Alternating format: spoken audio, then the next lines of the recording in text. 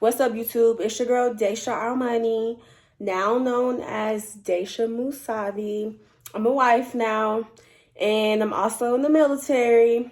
And today, this video is going to be me just talking about the military. So if you plan on joining or if you are enlisted, this is for people that feel like they don't have a voice, that's probably experiencing the same thing that I've experienced or whatever the case may be. But yesterday made a year since I've been in the Army. Yay. I'm stationed in Fort Carson, Colorado. It snows like crazy here. Like, I'm from Atlanta. I'm not used to the snow. So yeah. But anyways, so the Army has its pros and cons. Like, the pros to the Army is you get good benefits, you get discounts everywhere you go. Not everywhere you go, but like certain places they give you discounts. Like certain restaurants, when you go shopping at the mall and stuff, you get discounts, all that. You go to school for free. Yes, you go to school for free. And there's also a con to going to school for free. If you fail one of your classes, you have to pay for it on your own.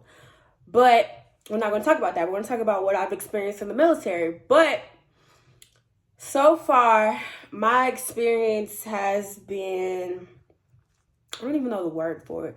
It's not bad, but it's just like, damn, like this is how we get treated and we put our lives on the line. Like, I have a combat MOS, and MOS means like, what's your job in the military? And combat is like some go to war type thing. So, like I said, I have a combat job, and if we were to go to war, I would get deployed and stuff like that. So, it's just like rank in the military, it's everything. Like, rank is more powerful than respect, which is crazy. At least in from my perspective, rank is way more important than respect. Like, you have E1. If you're an NCO, non-commissioned officer, you start from E1 and you just work your way up to the top. So you got E1, E2, E3, E4, E5, E6, E7, E8. And then stops at E9. E9 is Command Sergeant Major of the Army. Like, if you're an E9 and you're enlisted, you got some say-so. But if you're an officer, you also have some say-so.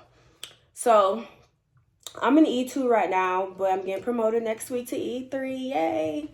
Anyways, like I said, rank is more important than respect. Like, you'd be surprised how your leaders that are in leadership positions treat you. So, in order to, when you sign up for enlistment, you have to go through basic training first.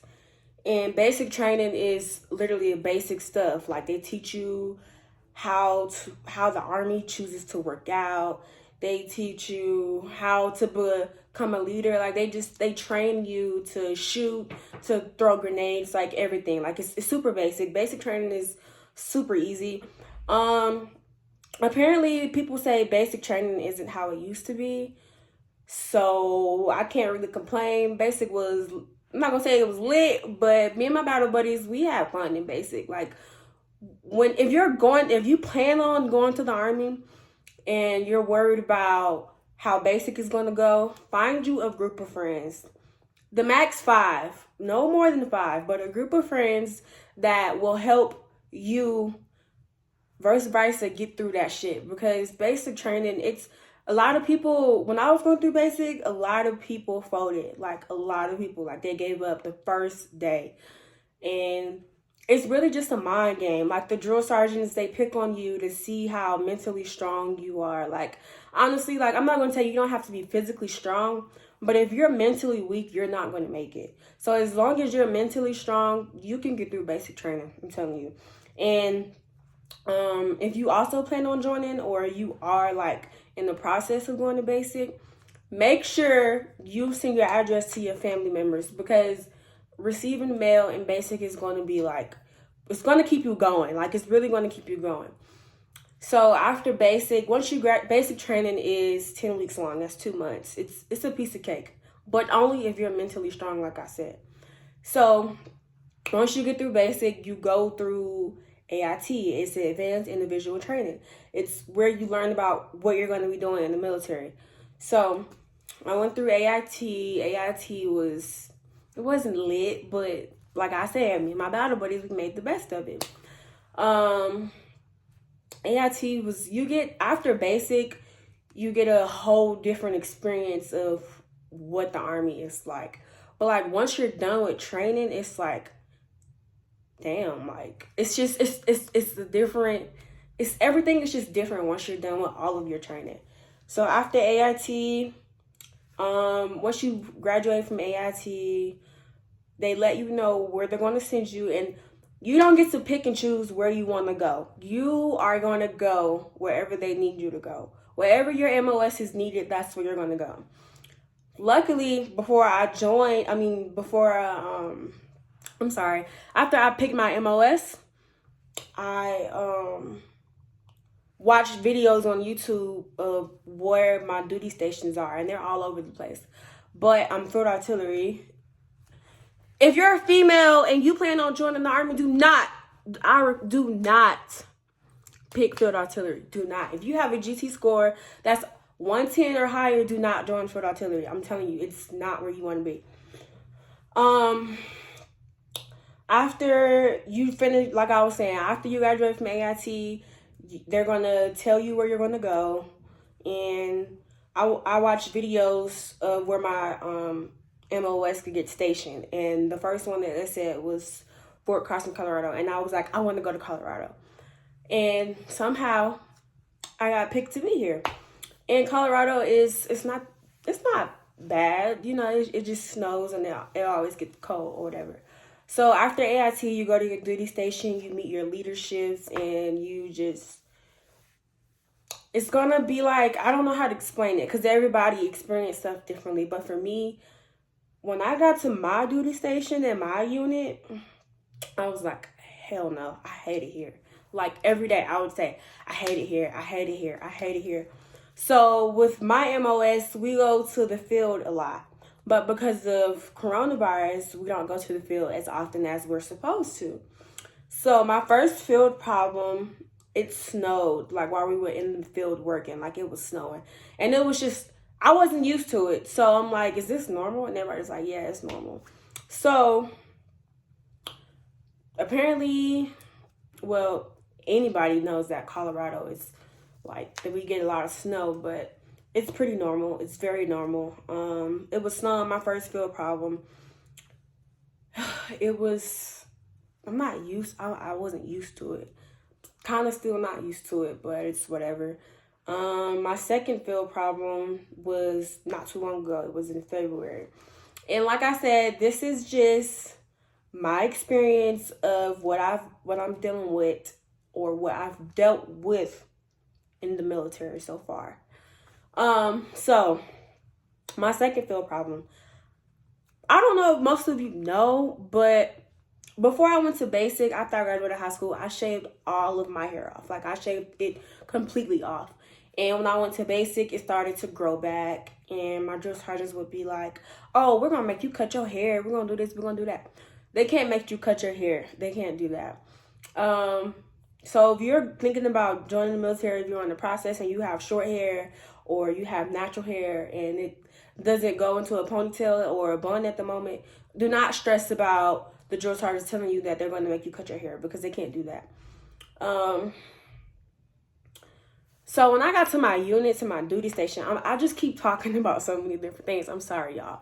But when I got to my duty station and we went to the field the second time, which was not so long ago, like I said, I had box braids in my hair. I keep my hair braided because it's in the process of growing back and it's not ready to go into a bun. Like it's still short and it's just like not ready to go into a bun like everybody else's. So I had some knotless box braids, and one of my NCOs, he's a staff sergeant, he was like, oh, you need to fix your hair, you need to do this, you need to do that. I'm like, Roger, I got you. Roger, I got you. I didn't say I got you, but I'm like, Roger. or I just wouldn't say nothing at all, because like I know my hair is messed up. And men in the military, only thing they know about the hair is that it's supposed to be in a neat bun without interfering with your uniform. That's all they know. Men in the military are something else. That's all I'm going to say. I have to be very mindful of what I say because I'm enlisted, and I don't want to get in trouble, but I'm just sharing my experience. And anybody that's going to experience what I'm about to share with you guys need to be able to speak up and have a voice and not be afraid to say what has happened or what has been said to them. So, like I said, there's a lot of pros and cons to the military. Rank is more important than respect, and a whole bunch of other stuff. So, like I said, my staff sergeant kept telling me to fix my hair, and I'm like, Roger, or I wouldn't say anything at all. So, after a while, mind you, we're in the field. So, after a while, I just got tired of him telling me to fix my hair. So, I took the initiative to cut my knotless box braids into a bob. And I cut it into a bob because it won't interfere with my uniform. It'll still be in the regulations. So, I cut it into a bob, and he sees me, right? And he calls me over. He's like, get over here. And he's like, how many times I gotta tell you to fix your hair? And then he proceeds to say, take that fucking shit out your head. And why the fuck would you wear a weave to the field anyway? Y'all, this man told me, why the fuck would I wear a weave to the field anyway? I'm black. My hair is growing back. And it's a protective hairstyle. And I told him, I was like, so I don't have to do my hair. And he was like, well, take that shit out your head. And then I'm just like, okay, I can't take it out because everybody knows, anybody that's black, not everybody, because I can't speak for, people that's not like us or like me.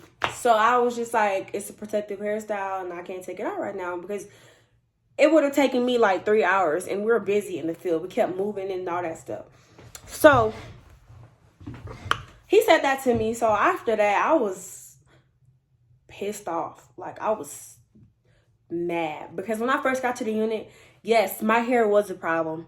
And it's because, like, when you're in basic and AIT, you have your drill sergeants and instructors. They hold in your hand. Like, they're preparing you for the army, but not really. And it's just like, I wish I knew now what I knew back then, and I probably wouldn't have experienced it.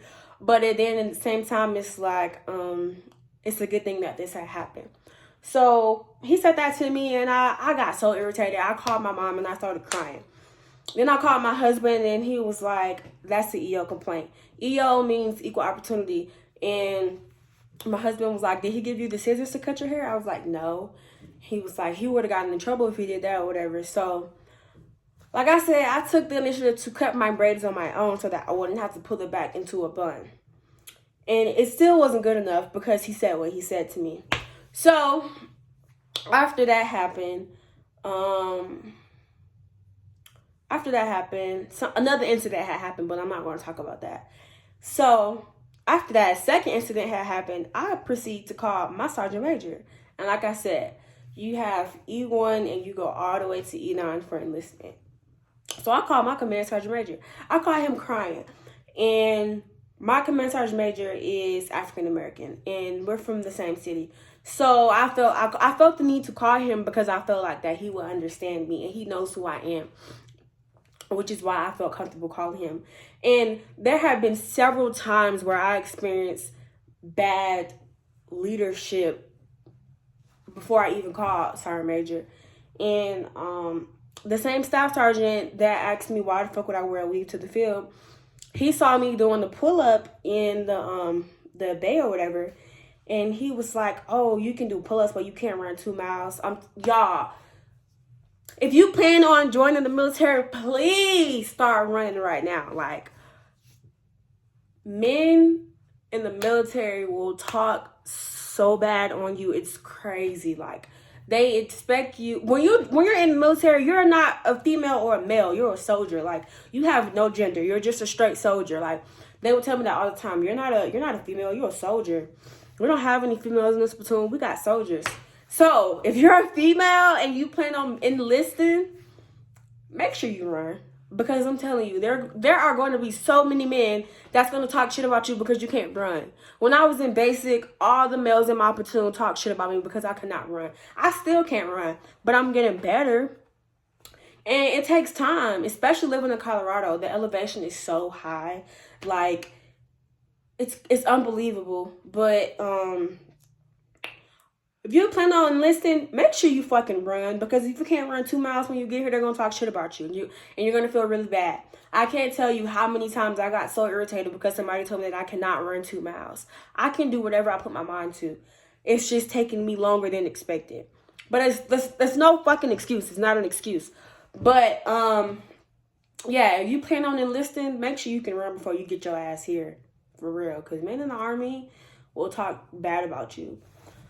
And, there were a couple times where he said what he said to me. So, like I said, I called Sergeant Major and I told Sergeant Major what happened. When we got out of the field, Sergeant Major said that he wanted to speak to me face to face. So, when I sat down with Sergeant Major, I literally told him everything. From when I first got to the unit to the last field problem that I was with this unit. And then he was like, we talked. Well, I said what I had to say. He listened to me. And he was like, well, we're going to have to figure out something when we get back from the field. And I was like, no disrespect, Sergeant Major, but I refuse to go back to the field with this battery. And I do not want to be a part of FDC section, which is my MOS. And he was like, that's going to be tough. But when I went there, whenever you're talking to a higher up, you have to be very respectful, period. No matter how you feeling, emotions high, low, whatever, you have to be respectful at all times.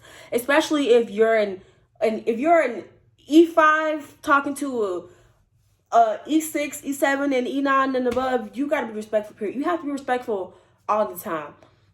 But everybody in the military is not going to be respectful. You're going to come across a few leaders that's going to feel the need to talk to you any kind of way because of their rank. Like, regardless of rank, everybody should get respect and treated the same, period. But it doesn't work like that. So, yeah, so after I talked to Sergeant Major, he took me out of that unit and put me in another unit the same exact day. Like, when I tell y'all I was so devastated with what I had experienced, I was like, this is what happens in the Army? Like, are you serious? Like, so, y'all, that happened. So I got moved to a new unit. And then I went to the EO representative to go file a report because my husband had told me that what the staff sergeant said to me about my hair was an EO complaint.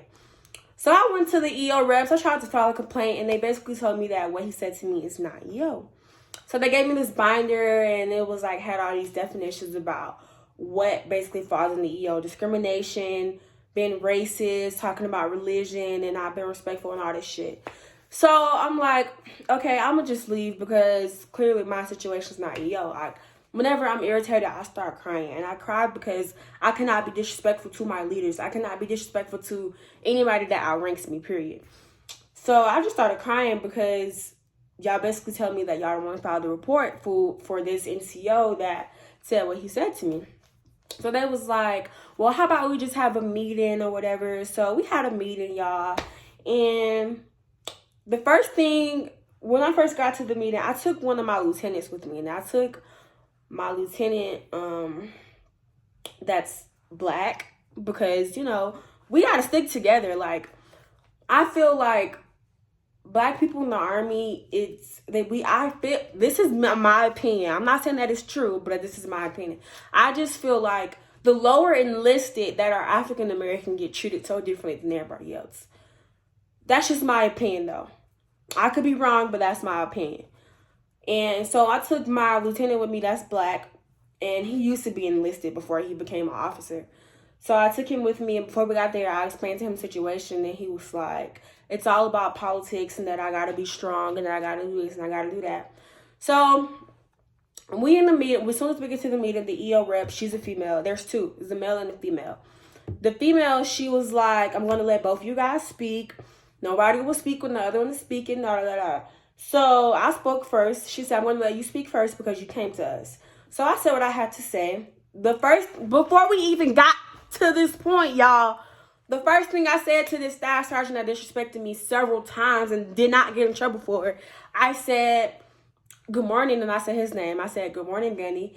And he didn't say shit back to me. So I knew that was a red flag, that this meeting was about to go left, because I said good morning to you and you don't acknowledge me back. I feel some type of way.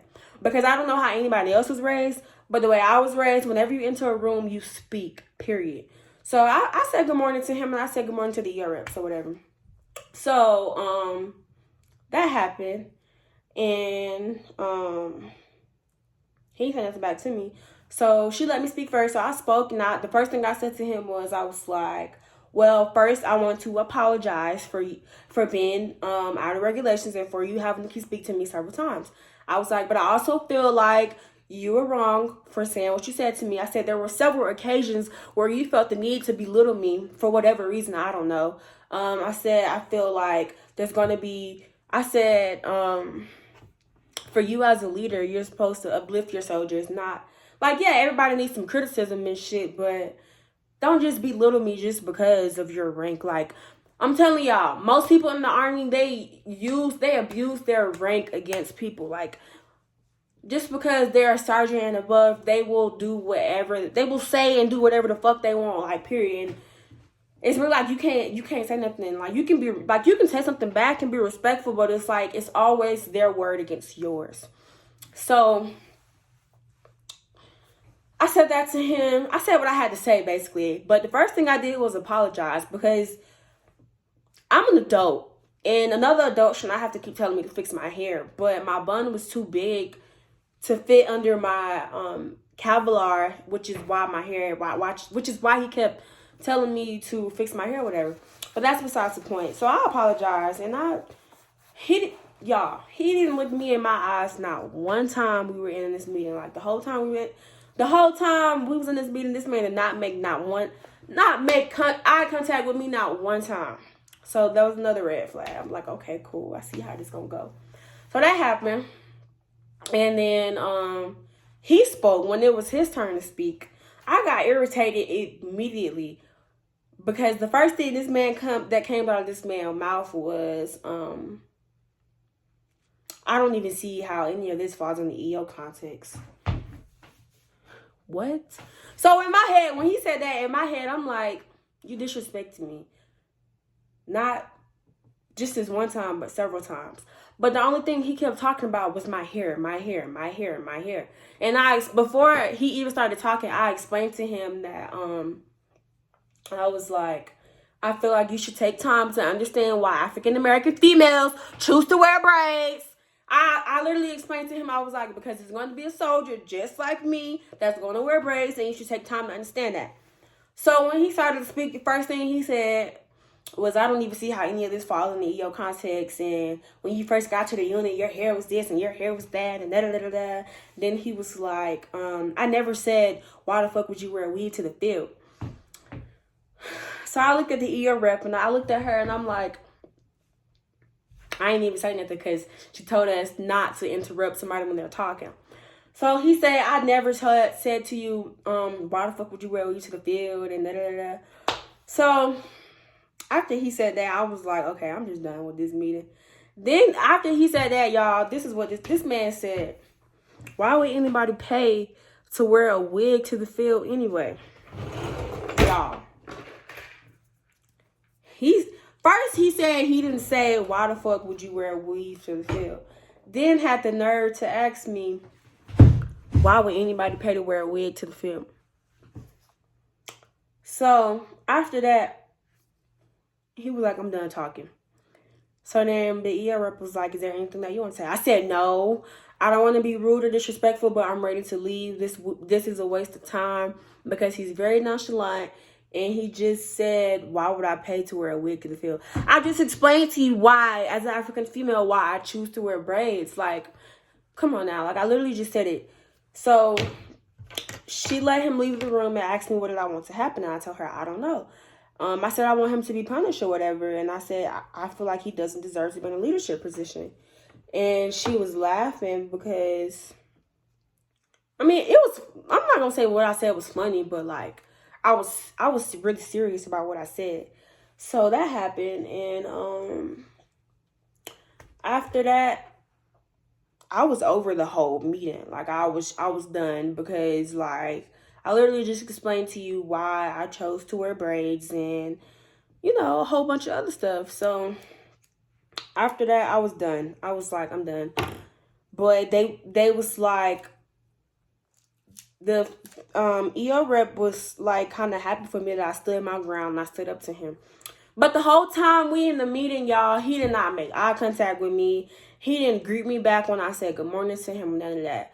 And mind you, I said I took my lieutenant with me, and my lieutenant had noticed the same thing that I had noticed, but I don't want to share that because I'm about to upload this video and stuff. But all I got to say is, if you're African American, or if you're not even African American, if you're a female, period, and you plan on enlisting, make sure that you can run 2 miles within 19 to 18 minutes.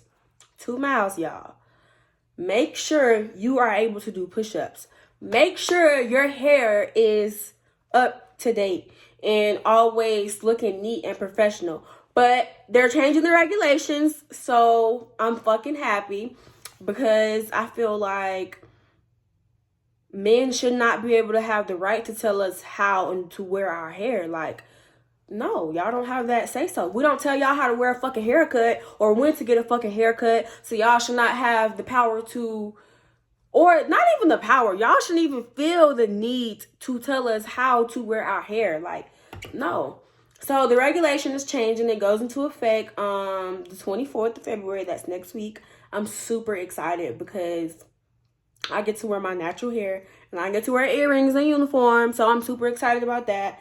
And make sure you're mentally prepared for whatever. Like, for whatever, y'all. I'm telling you, like, the military, I don't know about the other branches, but the Army, it's a mind game. Like, it's all about your mindset. Like, you have to be mentally prepared for whatever when it comes down to this, because it's crazy. So just make sure you mentally prepare and don't let nothing stop you. And if y'all want me to keep doing videos about just anything, because I haven't done YouTube in a long time, just comment some stuff, like, comment, and subscribe. Let me know what y'all think about what I've been experiencing and how, I don't know, just if y'all want any more questions about the military life, just comment it below and I will be sure to answer it. But I have to be very mindful of what I say, because anything I do or say could get me in trouble, because I'm supposed to be a professional at all times. Because it's in my creed. It's in the Army creed. I'm an expert and I'm professional. So, yeah, like I said, make sure, if you're a female, make sure you can run 2 miles, because the males in the Army will talk crap about you if you cannot run. And make sure your hair is just, like, in standard, so that nobody can tell you what. Like, somebody still want to say something, but just make sure that it's squared away. Make sure you learn the regulation as well, because, yeah, just make sure you on your shit if you plan on joining the Army. I'm telling you. Thank you guys for listening. Thank you guys for watching. I appreciate it. I would love to do more videos. So please like, comment, subscribe, and leave some ideas for me in the comment section below. And take care.